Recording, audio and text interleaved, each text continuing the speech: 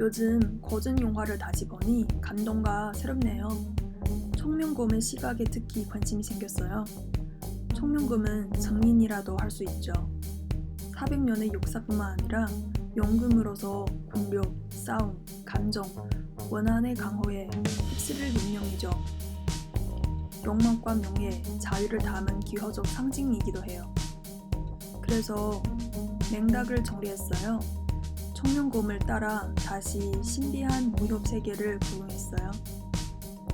청명곰의 시각에 따르면 세 개의 서사 라인으로 나눌 수 있어요. 리모바의 미술은 러브 라인, 즉 정상인의 삶의 궤적이죠. 억교령의 스토리 라인은 둘로 나눌 수 있어요.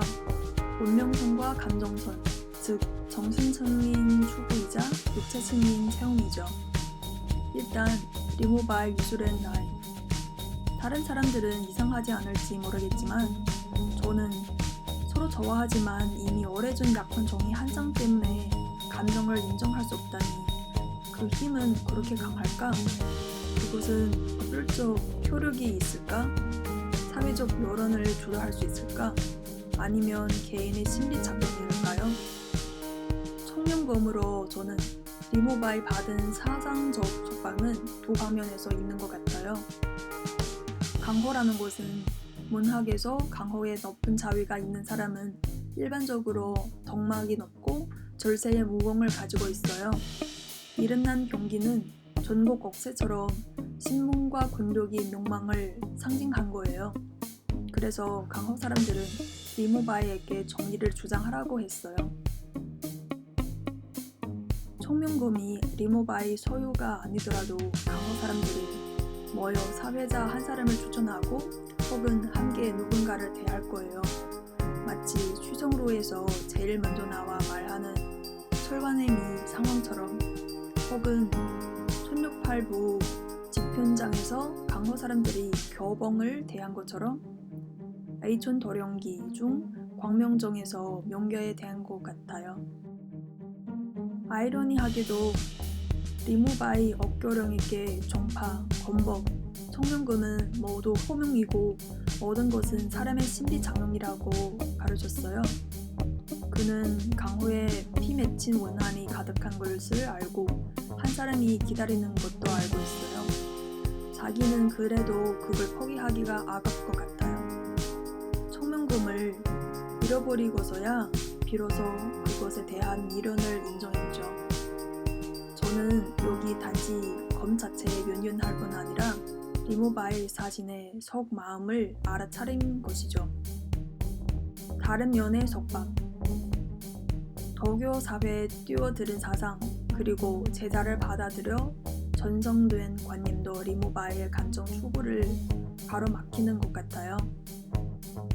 위선적인 것은 아니지만 그는 매우 모순적인 것 같아요.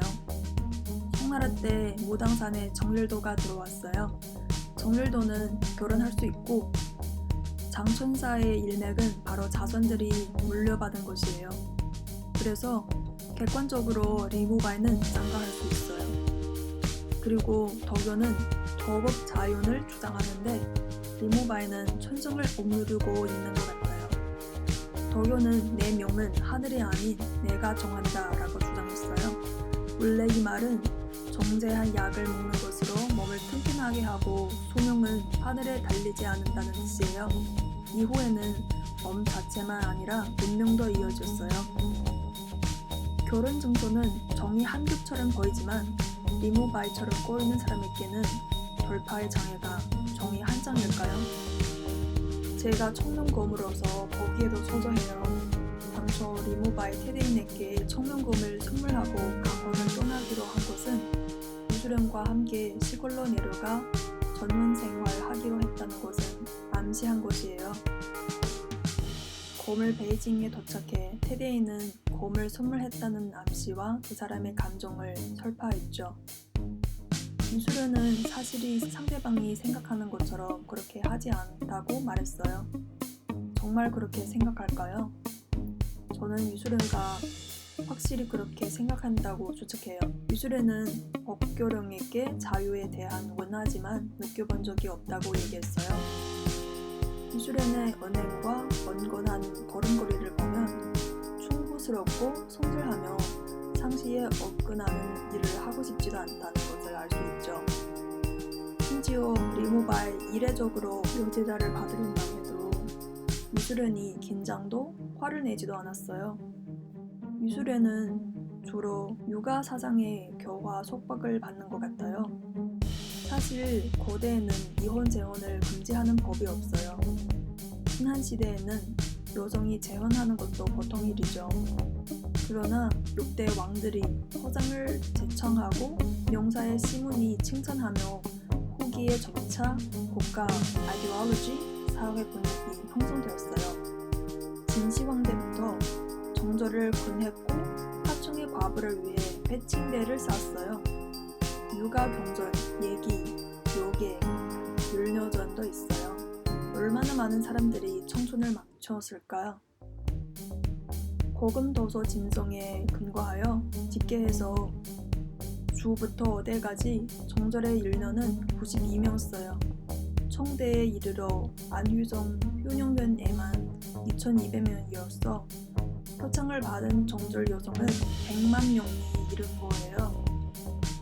여성의 정절을 그토록 중시하는 사회 풍토에서 당사자가 신경 쓰지 않아도 신지의 도덕적 낙체에도 쉽게 빠질 것 같아요. 유수련이 이런 교조를 묵인하는 것도 이상하지 않죠. 두 사람의 감정은 대략 당시 사회의 전형이었어요. 그 중에 리무바의 유수련의 손을 잡고 자신 얼굴에 있게 대했지만 이거 단계적인 진전인 것 같아요. 그런데 그 사이 리무바이는 제자를 받기 위해 유수련을 또 기다리라는 것처럼 저는 마지막 사고 아니면 리무바이는 계속 지체될 것 같아요. 죽음만이 겹겹의 속박을 뚫고 나갈 수 있을까요? 억교령과 청명검의 운명은 얽혀 있어요. 누군가는 억교령의 욕망을 화신이라고 유수련은 평범한 보통 사람, 좀 어리석하고 무조덕이며 억과 유는 표리를 상징한 거예요. 저도 이 관점 동의해요.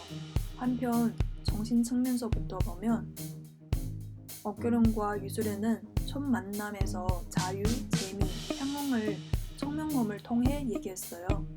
첫 번째 덕검, 낮에 유수련은 성표검법은 청명검을 써야죠 라고 말했어요. 이 말은 억교령의 검을 험치 동기 중에 하나라고 생각해요. 억교령은 사모님부터 배운 것이 바로무당의 성표검법이기 때문에 빌려서 넣으려고 생각했죠. 쉽게 도덕적 속박에서 벗어났어요. 곰을 돌려주기. 억교령이 이때의 행동은 단순하고 순진하고 호기심이 많았을 뿐이에요. 가족들의 체면, 안위를 위해 곰을 돌려줬어요. 억교령이 곰을 훔치기 때문에 간접적으로 죽을 발생했으니까. 그리고 관료를 관련돼서 거의 모든 사람에게 알려졌어요. 다시 곰 훔침. 부모님이 억교령에게 싫어하는 사람 시집 보내도록 해서 미래 생활의 무료함과 절망을 상상할 수 있는 것 같아요. 여기서 파혼하고 강호 진출, 자기 원하는 생활 추구하는 거죠. 사실 가족의 촉박을 벌인 것이에요. 강호 진출. 강호의 겨루와 무예의 절차, 상대의 체면 전혀 고려하지 않고 강호 규칙의 속박을 고려하지 않아요. 여기 취정루. 억교령이 사람들랑 싸우는 동안 뒤에 세 장을 들고 가는 몇 분임이 정말 웃겨요. 이거 청나라 당시의 상황에 잘 부합해요. 사관 연극이나 영화를 보는 게 추천해요. 억교령이 유수련을 찾아서 포옹하고 애교 부렸어요. 처음엔 따뜻하게 보이지만 유수련이 훈계 시작되자 억교령이 또 가겠다고 하네요. 억교령과 유수련의 결별, 언어 대결로 볼 때 절교, 간섭, 명령은 점점 업그레이드 되고 있어요. 정신청을 보면 유수련은 전혀적인 가치관의 대표, 억교령이 받은 것도 같은 가치관이죠. 한편으로는 억교령이 반항 정신이죠. 마지막으로 도덕적인 측면에 자기 물건 아닌 검을 가져가는 것은 정신적, 육체적 결별을 상징하는 것 같아요. 우정에 벗어났죠. 리무바이와 대숲에서 싸움. 엇그릉은 사방 안에 검을 빼앗갈 수 있다면 당신과 함께 가지라고 말했어요. 그러나 리무바이는 상대의 무방비를 틈타 자신의 검을 되찾았어요. 리무바이는 사부님께 인사하라 할 때 엇그릉은 거절했어요. 여기서는 엇그릉은 자신의 예상 절차대로 되지 않아서 리무바이 이겨나는 것을 인정하지 않은 거죠. 그리고 리무바이는 검을 단숨에 던지고 엇그릉이 주저하지 않고 그대로 검을 따라 물에 들어갈 때 그가 바로 알았죠. 스승 제자의 인연과 청명검 사이에 엇그릉은 후자를 선택했어요.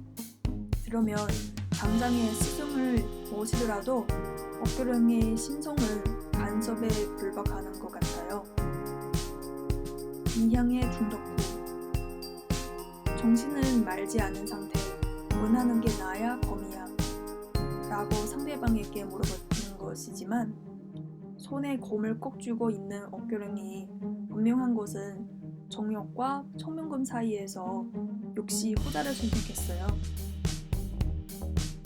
전에도 얘기했는데 청명검은 여기서 욕망, 명예, 공비, 자유를 상징해요. 엇그릉이 청명검에 대한 집착은 사실 정신층 자유에 대한 극도의 추구였어요. 엇그릉, 나서호, 감정선. 여기에 새로운 요소가 하나 생겼어요. 엇빛. 저는 그것이 사랑, 욕망, 육체를 상징한다고 생각해요. 재미있는 것은 이 라인은 거의 엇빛으로 그어져 있다는 거죠. 청명검 과정과 비슷한 점은 역시 엇그릉은 집착하기 좋고 돌려보내고 다시 보내는 반전을 겪었어요. 처음에는 엇그릉이 엇빛을 가져 놀고 있고 중간에 나서호에게 뺏기고 엇그릉은 엇빛을 돌려받기 위해 나서호와 쫓아가 싸우고 비로소 뒤에 사랑 생겼죠. 엇빛을 돌려주기. 나서호는 신장에서 달려와 엇그릉을 초청해 함께 도망치려 했고 거절당한 후에 엇빛을 돌려줬어요. 여기 엇그릉이 나서호를 거부하는 것은 집안의 세력이나 가족의 안위를 두려워도 아니라 이것은 뒤에 줄거리에서 실종할 수 있어요. 두 사람이 신장에 있을 때 엇그릉은 원래 생활로 돌아가고 싶지 않다고 분명히 얘기했어요. 나서호는 엇그릉이 부모님께 인정받겠다고 얘기하다니 여기서부터 엇그릉이 마음 정했죠. 이 감정, 이 사람은 결코 기대하고 이상적인 모습 아니다. 나서호의 생각은 원래 알고 지냈던 사람과 모두 같은 거예요. 그래서 나서호를 떠나게 된 것이에요. 그래서 나서호 베이징에 나타나 같이 가자고 할 때 엇그릉은 거절했어요. 나서호 떠날 때 엇그릉이 눈빛이 하나도 변하지 않았어요. 조금 서운할지 모르지만 엇그릉이 사랑을 버리기로 한 것 같아요. 저는 타로는 하나의 계기뿐이라고 생각해요. 나서호가 없어도 결혼 후의 생활은 엇그릉은 안정되지 않을 것이에요.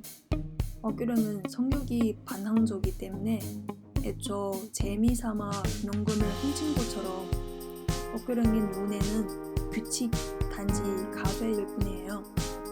나서호 쏜 활살이 가마 안으로 들어갈 때 엇그릉은 화살표를 보고 자신의 강호꿈을 떠올려줬어요. 그래서 결혼도 안 하고 가족도 버렸고 아예 청명검과 또 훔치며 더 자유롭게 강호를 떠돌라 다니죠. 나서호를 찾아갈 생각은 없고 사랑이나 육체의 정욕은 엇그릉에 대한 구석이 깊지 않다는 게 생각해요. 그녀가 일시적으로 fun기하거나 혹은 체험해보고 싶은 성격이 높은 것 같아요. 마지막 경호 선택. 엇빛은 나서호에게 남겼어요. 엇빛은 육체, 사랑, 영막을 상징하는 기호라고 생각해요.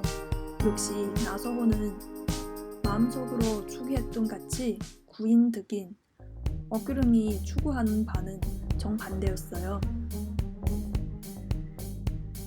이런 결말을 처음부터 정한 것 같아요. 주인공들 각 지역에서 베이징으로 모였을 때 그들의 목적은 이 도시, 이 궁에서 생존하기 위한 것이 아니지만 푸른 산들을 에워싼 중에 사는 수도자, 끝없이 펼쳐진 초원의 토비 리더, 중운 대지를 자유롭게 다니는 천표국 주인. 비록 생활 환경은 벽 같은 것이 없지만 모든 사람은 나름의 제한이 있어요. 주인공들 성으로 모였을 때 문제가 집중되었어요. 겹겹이 쌓인 궁벽 속에서 생활하는 관가 아가씨 알아차리고 체득했어요. 어그릉이 외부 환경 스트레스, 사고 치는 게 정도를 잃어서 집에 갈 수 없는 거 아니고 육체는 어디를 가든 사회의 통제를 따라야 하기 때문에 결국 육체에서 벗어났어요. 사랑에도 벗어났어요. 어그릉 선택은 본심에 있는 자유, 추구이지 도피가 아니에요. 자유를 추구하기 위해 얼마나 벌어야 처분해야 할까? 도덕, 사회 규칙, 친정, 우정, 애정, 사제 정분. 거꾸로 봐야 할지도 몰라요. 사사건건, 억압당하고 출구를 찾지 못하는 거예요. 그래서 와호장령.